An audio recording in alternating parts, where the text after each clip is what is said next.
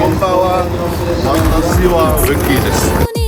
過ぎる日々にあくび立てるさんざめく夜声今日も渋谷の街に朝が降るどこか虚しい夜我哋瞬間之間由上海就已經嚟到呢一個日本嘅福岡啦。咁第一站呢，我哋咧直接去咗呢個大分嘅。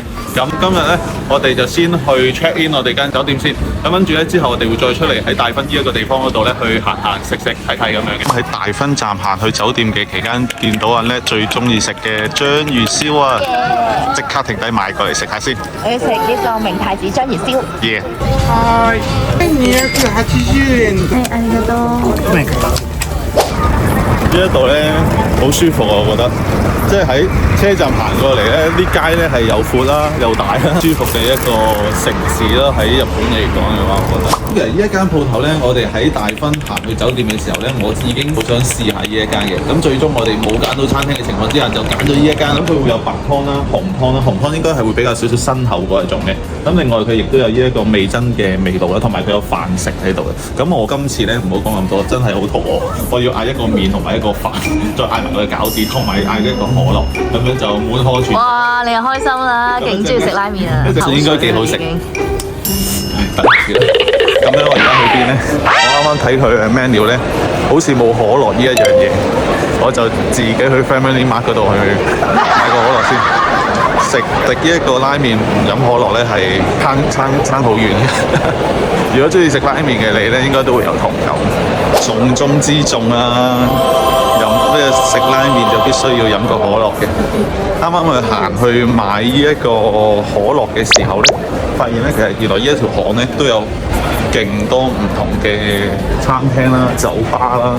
呢一間有啲 feel， 呢一間係黑膠碟嘅，好似係一間黑膠碟嘅酒吧嚟。然後呢度有間 whisky bar， 呢間 whisky bar、cocktail bar 都好有 feel。大部分嘅日本餐飲咧都係就咁點餐，其實嗌完之後咧就攞張飛仔再俾佢就得㗎啦。到啦！最終我哋點咗2個拉麵1個飯。首先咧，呢個就係咧飲一啖湯先，然之後第二咧就係滗一啖湯再加啲麵。第三咧就係滗一啖飯，再滗啲麵落去。哇！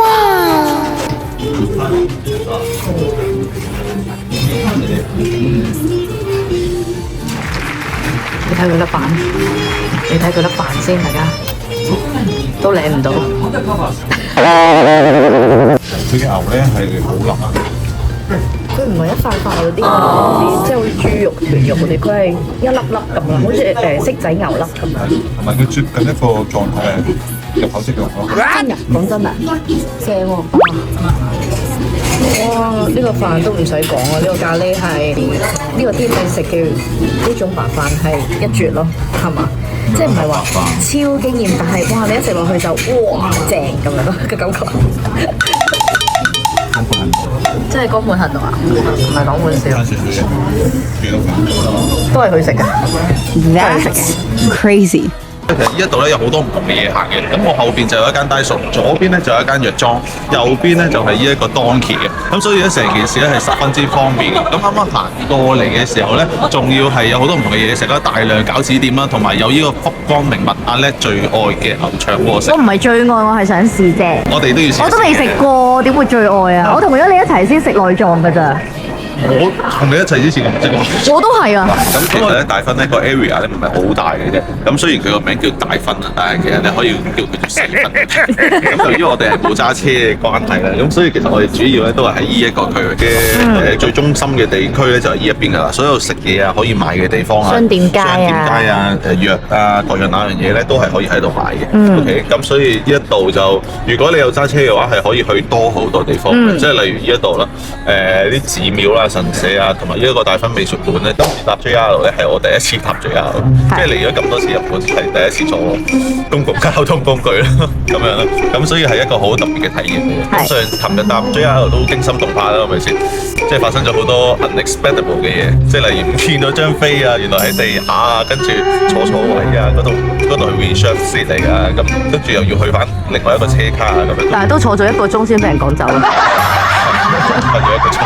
其實咧搭 JR 咧都係十分之方便嘅，咁可以喺download佢哋嘅 app 嘅呢一個 JR app，咁撳入去咧，咁其實佢已經有晒所有列車嘅時間啦，去到終點嘅時間啦，包括有幾多錢啦，等等等等。同埋咧，我琴日發現咗咧，其實我哋嘅wallet 入邊咧係可以 download 一個 IC 卡嘅。喺呢個鐘裏嘅旅程點樣啊？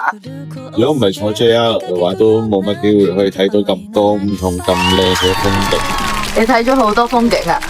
喺呢一個鐘入邊咧，會 amazing。你真係覺得好靚係咪？你睇下。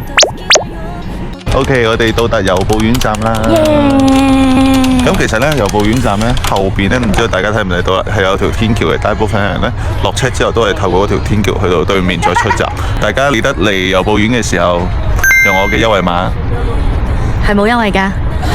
你可以打俾我，同我講你到咗咯，去揾個行李嘅 storage 放好我哋嘅行李。其實咧，啱啱喺呢一個由布院站出嚟行冇耐咧，呢一度有一個 locker 嘅。呢個 locker 咧就冇乜人知嘅，我估計。啱啱行下嘅時候就見到大好多咯，同埋呢一度係平啲嘅，1000 yen 就有個大 locker。啱啱嗰一邊就1200 yen先有一個大 locker 咯。咁嗰個 locker 咧就喺由布院巴士站或者係釜飯嗰條巷嗰一邊前邊。如果大家見到呢一度咧，就係個 locker 啦。同時去偷歡，我謝絕你監管你。呢一間鋪頭咧就係自己 handmade 嘅，即係揀咗啲鞋款之後咧，就可以喺度揀啲配料，再整下。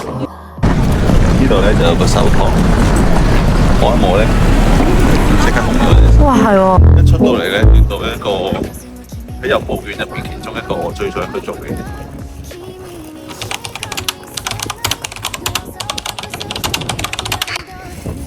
想食雪糕啊！咁凍，依家得10度。我哋嚟到由布院第一站就嗌咗個 ice cream 先，即係喺一個咁凍嘅天氣咧，食雪糕係好正。佢係類似軟雪糕嘅，但係比軟雪糕係硬少少嘅個口感，唔係話富豪雪糕咁樣一咬落去就即刻溶晒嗰啲嘢。咁佢個質地係十分之正。點解我會揀呢一個咧？因為咧唔食得，我特登揀呢個牛奶味。我唔食嘅。佢係完全食唔到嗰一種嘅，係啊，我就可以試。哇，好凍啊！你仲食到雪糕，你係好勁嘅。我冬天都仲凍唔涼。你35歲之後就唔可以食甜品啦。What？ 可唔可以停留喺35歲？我最近學咗日文。係。嗱，呢度講，咁由於呢個食物嘅原材料個價格上漲咗啦，咁所以個菜單嘅價格已經更改啦。咁你入去之前咧，要麻煩你確認菜單。好啊！哇，你好犀利啊！點解你會識睇嘅？當你排完出邊，就仲有入邊少少。